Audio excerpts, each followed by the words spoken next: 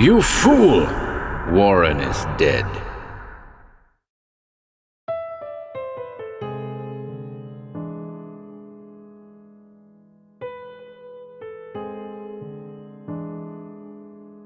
Welcome to HorrorBabble. In the Lake at Garlock's Bend is a short story by the American author David Kaufman, first published in the July 1985 edition of Hitchcock's mystery magazine. In an abandoned lakeside town, a witness recounts the horrifying night a local drifter became trapped by an unseen force. Be sure to share your thoughts below. I hope you enjoy this one.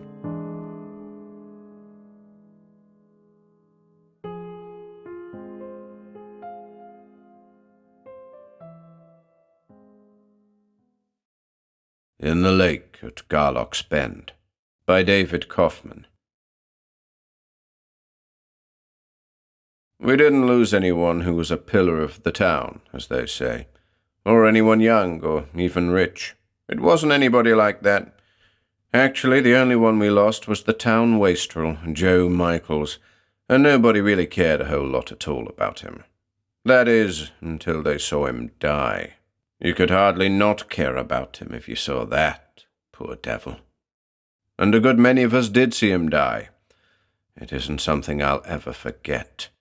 Almost all the people of the town, too, are gone now, because of it. Some kind of fear, or terror, or whatever, got to them. Something. I don't know. The gruesome ugliness. The whole thing, I guess, just got to eating at us all somehow until it kind of destroyed us, and little by little over a period of time everybody sort of picked up and left. As if you could ever get away, could ever escape so easy, could put something so bad as what happened out of your mind. Memories die hard, you know, especially awful ones. Sold off at first, the early ones, when they still could get by us. People just abandoned their places later when the thing began to snowball and no one would buy. But from the start, there was no help for Joe. No help for him at all. I could have told them so, because I watched the whole ugly mess.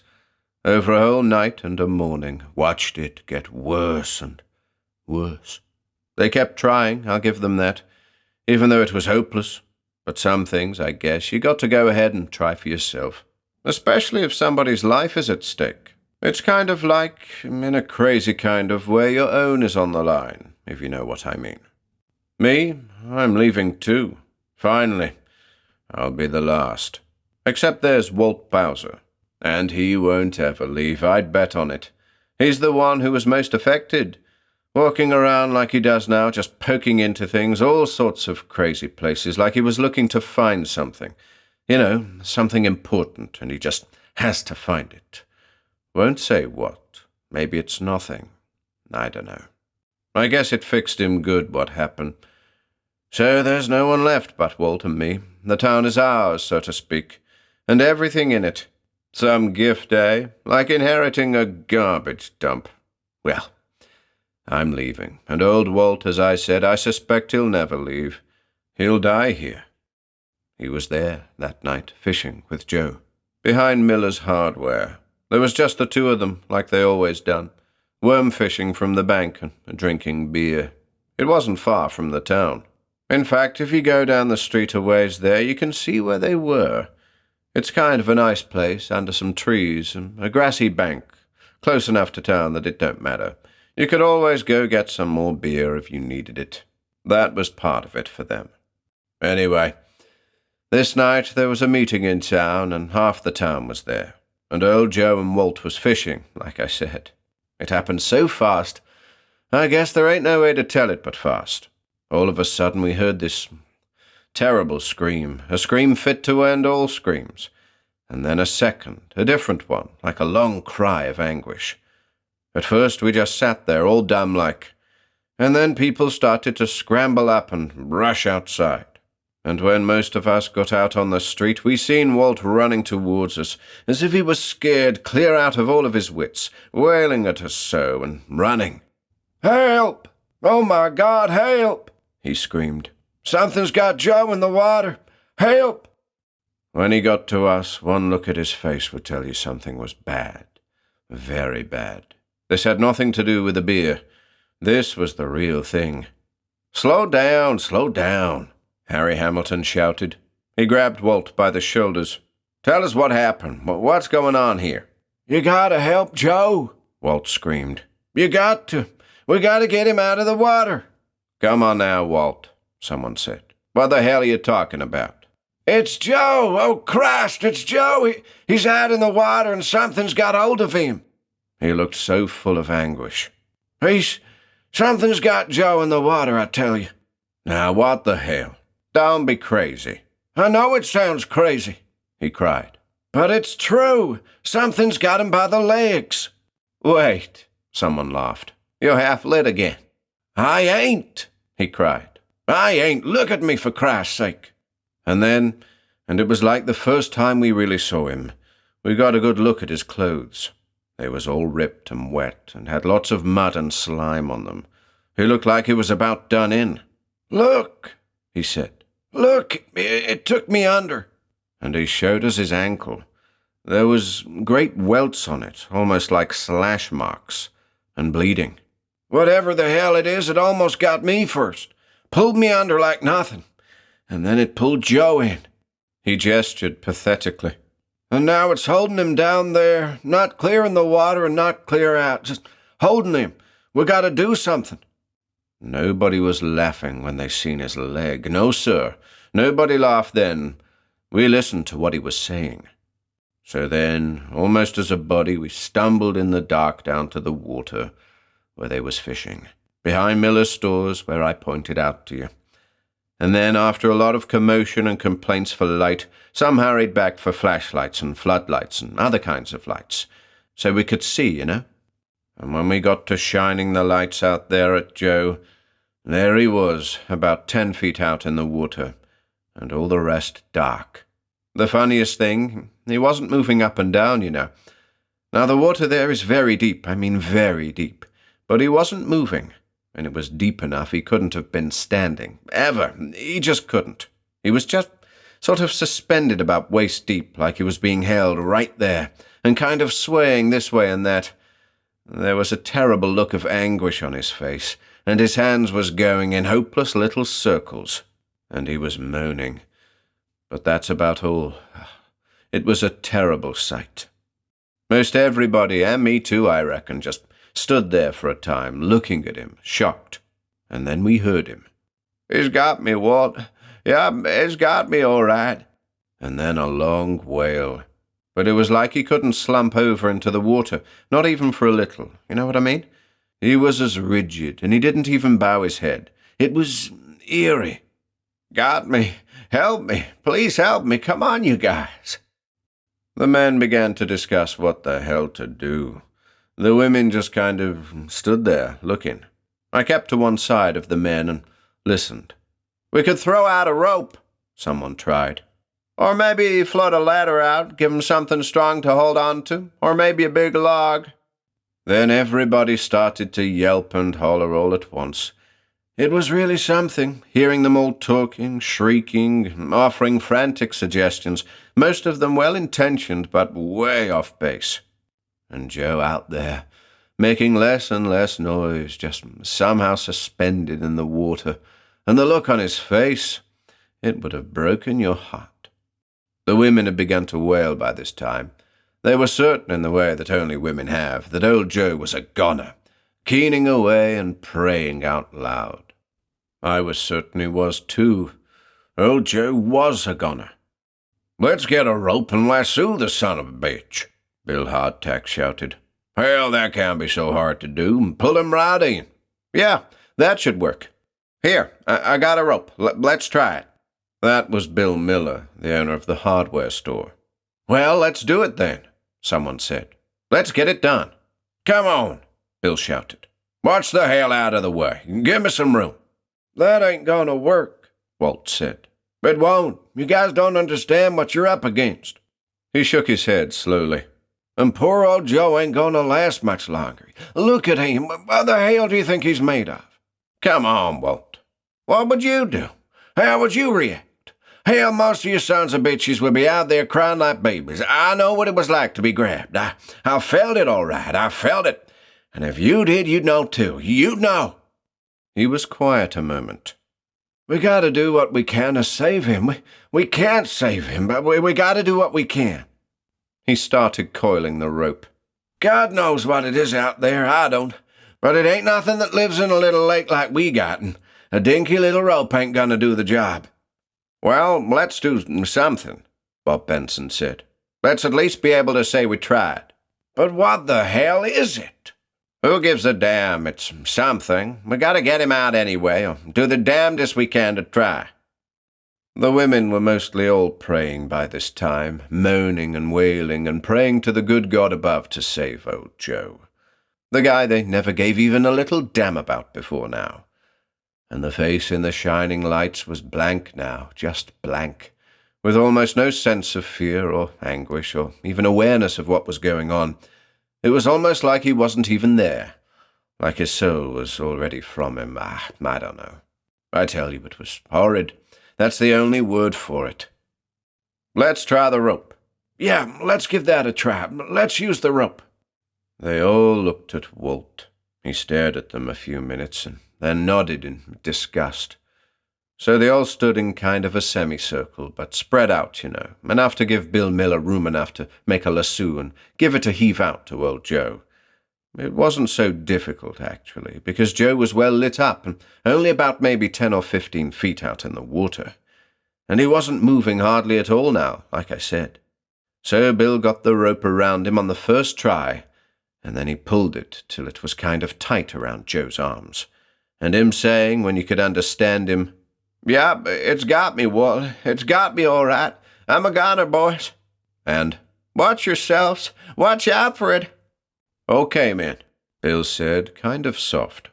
"Let's go easy now. Let's don't hurt him any more than we have to." The men were lining up. "Not too hard now," he said again. And they all got a hold on the rope and started to back off slowly, pulling back kind of gingerly, I stood over to one side, me and Walt, and we watched. I think maybe old Walt was weeping a little, but I ain't sure. They pulled till the rope was tight, and then Bill said, "Okay now, back up slowly. Slowly now. Slowly, I said." And the rope got tight enough till it was all out of the water, real taut, But old Joe was just suspended there, and as they pulled harder and harder, he began to moan louder and louder, till he started to scream in pain. But he didn't move none. They couldn't budge him none at all. And then Bill shouted, "Ease off, man. Let go of the rope." And he coiled it up. "This won't work," he said. "It won't." And then, because he couldn't get it loose, he threw it into the water towards Joe. "That ain't no damn good. Now what the hell are we going to do?" "What the hell is right? I'll tell you one thing, I ain't going out there." "Me neither. I sure ain't." "You know what?" someone said. "We could lay out some ladders like someone already said and build some scaffolding to them and get out close to him and support him some way so that at least the son of a bitch, whatever it is, couldn't pull him under. We could do that." "Not me." "I said not me neither." "Well, some of us will. Some of us will try, I'll bet." He looked up. "Come on, you guys, goddammit. Which of you guys is going to help?" "I will," said one. "I will too," said another. And soon there was about a dozen or 15 guys who were willing to get in on this try. So a bunch ran off to get some big wooden ladders, others to get some lumber, and the rest of us just stood watching old Joe's face in the lights aimed out at him from the shore. It was unreal, I mean it. And then this wild thing happened. Old Joe starts moving backwards quickly, and then forwards just as fast, as if the thing, whatever it was, had used him like a whip. His head smashed against the water and went under, and then up he comes, just like nothing had happened. Honest, just like nothing had happened. The water was quiet right away and all, and it was just as quick as I'm telling it. It was pretty scary and disgusting, and this one guy was even throwing up. And all the women started to wail again and scream, and who could blame them? "Why don't you women go home?" Bill Miller snapped. "Why don't you get out of here? You can't help. This ain't going to be nothing you'll want to see if you can help it." He paused some few moments, and then, more kindly, "Go home. Go home and pray." Well, some women left, like, slowly, unsure of themselves, unsure maybe if it was right to leave. Some of them stayed, too, as if they were drawn by the thing in the water and couldn't help it. It was like that with most of us. There was something pulling us all into whatever was happening, and we almost didn't want to leave. I'll tell you, it was a strange thing. I mean real strange. Something unnatural. By this time, a lot of the men had got back, with ladders and planking, and so they began the task of making a scaffolding or platform kind of thing so that they could get out to Joe. You could hear some of them saying things like, "Well, I ain't gonna touch him," and nothing could get me to put my hands on him. I don't like doing this, but I'll do it. But I ain't gonna let that thing get at me, by God. You could hardly blame them. In fact, I was surprised that so many were willing to help old Joe. I knew, don't ask me how, that no good would come of any of it, and so did old Walt. We just stood on the sidelines, sort of. We didn't say hardly anything to each other. We just stood and watched what was going on. And old Walt would shake his head now and again, as if in great sadness, as if it were somehow on his shoulders. Well, the hours went ticking by, and the men were going at building the platform, or whatever you want to call it, and in time they got it out to him, and kind of surrounded him with it, encasing him maybe 2 feet all around, and wide enough between him and the shore part to get 2 or 3 men out to him, and get his arms up over the platform to support himself and keep the thing from pulling him under. But you could tell that he didn't even hardly know what was going on. Maybe once in a while he'd ramble, and generally it was always the same thing. "It's got me. Yep, got me, Walt." And, "Watch yourself, Walt. Watch yourself." And then he once said, so quiet you could barely hear him, and it broke my heart, "Let me go, Walt. Let it take me. It don't matter no more. I don't care no more. But don't let it get to you." All this in a kind of hopeless and helpless moan, or a low wail, maybe. Well, old Bill Miller and Bill Hardtack went creeping out on the platform they had built, little by little, slowly, till they got to him. They went slowly, you could tell, out of concern for Joe, and because they were so afraid, and the platform rocked pretty badly under their weight. It was nearly dawn by that time. It had taken that long to build the thing. "Come on, Joe," I heard Bill Miller say. "Don't give in to it. Hang on. We'll get you. We'll get you out. Whatever it is, we'll get you loose of it. I promise. Don't give in, Joe. Please don't give in." And then they grabbed the rope that was still around him and got his arms up on the platform and used the rope to kind of tie him up so he couldn't be pulled down under because of all the wood in the platform. The platform would keep him up, you see. And then they crawled slowly back to shore. So now he was safe for the moment. By this time, too, it was fully daylight. We had turned off all the lamps. And it was Sunday morning. I remember that, because we could tell all of the women who had left were in church now and singing. Singing, I guess, for old Joe. Some of the others along the shore left to join them, singing as they went. It was weird, all quiet where we were. And that singing off-a-ways in the church, it was almost peaceful. And everything was calm for about an hour then, except for the faraway singing and maybe the lapping of the water along the shore. Both Bills and the rest of the men were just in a kind of trance, sitting along the shore, looking out at Joe and trying to think what to do. And then I seen old Walt get up and leave. I thought that was odd. I couldn't figure on his leaving because he and Joe were such friends.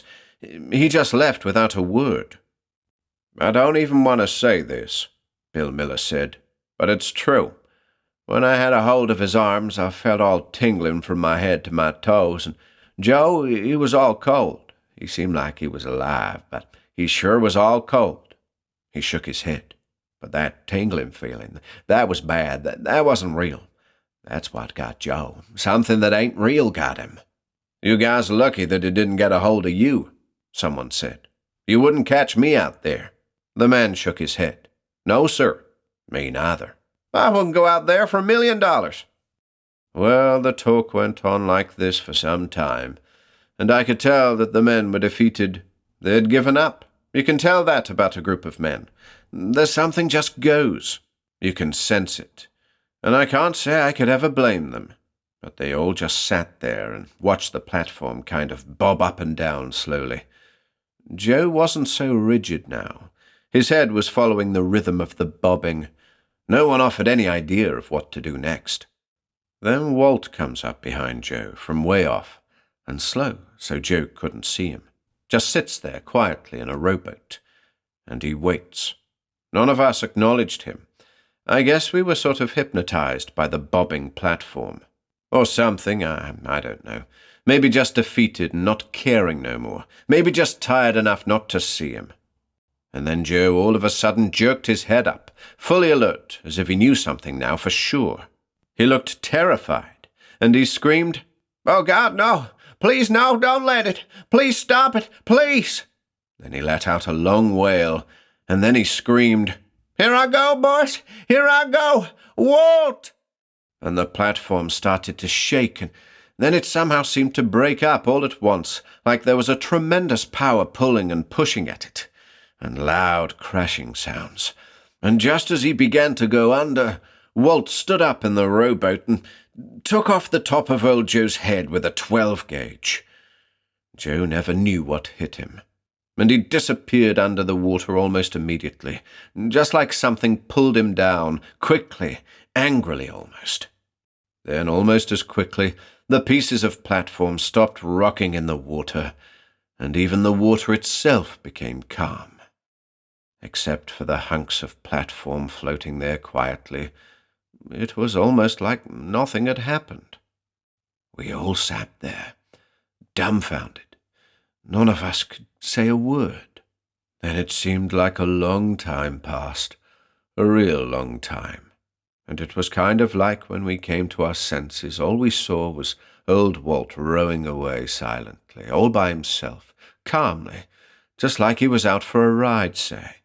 And then one by one we got up and left, those who owned them picking up their lamps and like that. I was the last to leave. At the end there wasn't much to show we'd even been there, just the pushed-down grass and a few pieces of wood floating close offshore. And the quiet.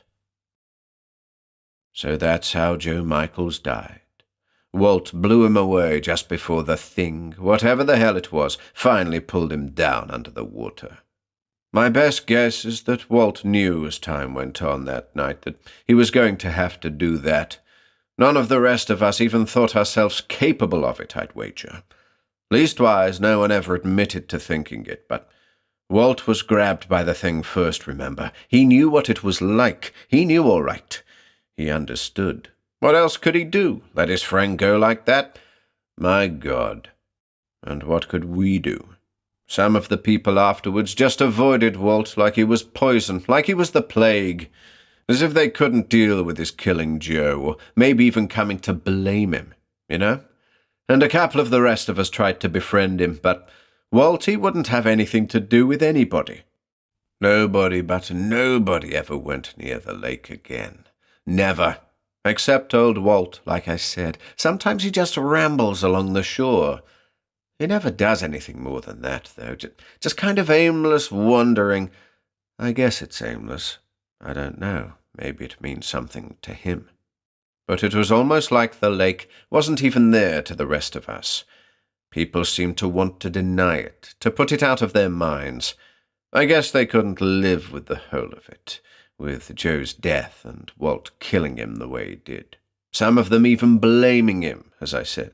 Mostly maybe they couldn't bear to believe in whatever the hell it is that must still be out there in the lake.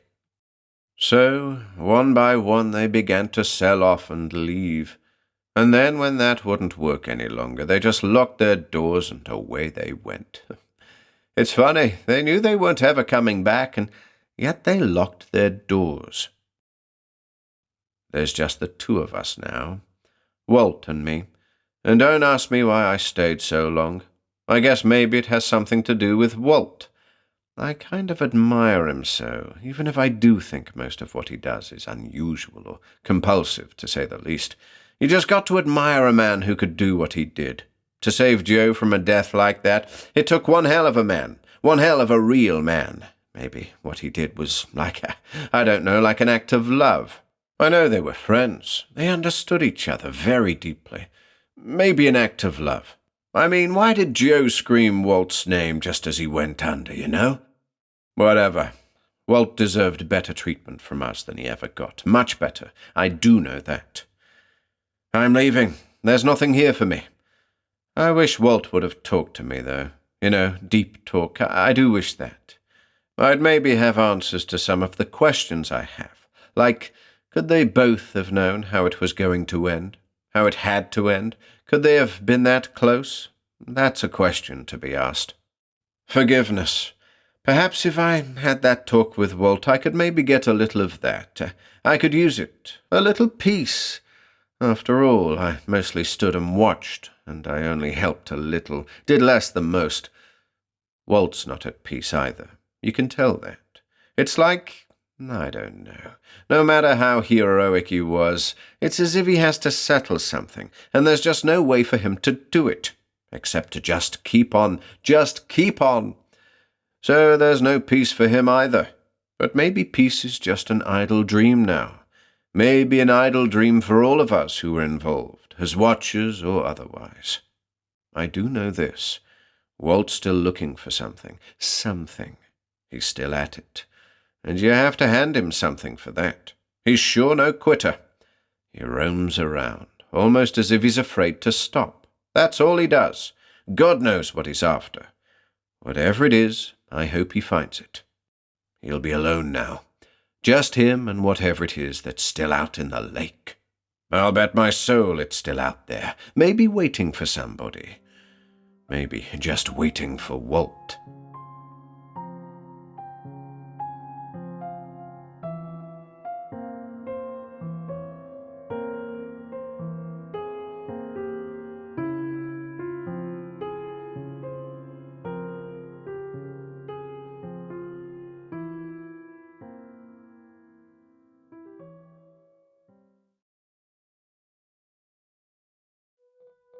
If you enjoyed listening today, be sure to subscribe to the channel by hitting the red subscribe button below. After doing so, click the bell icon next to the subscribe button to receive new content notifications. If you'd like to support our work and receive exclusive perks, consider becoming a channel member by clicking the join button below. To support us in other ways, see the video description for links to our Bandcamp and Patreon pages, and further information relating to our releases on Audible, iTunes, and Spotify. And until next time.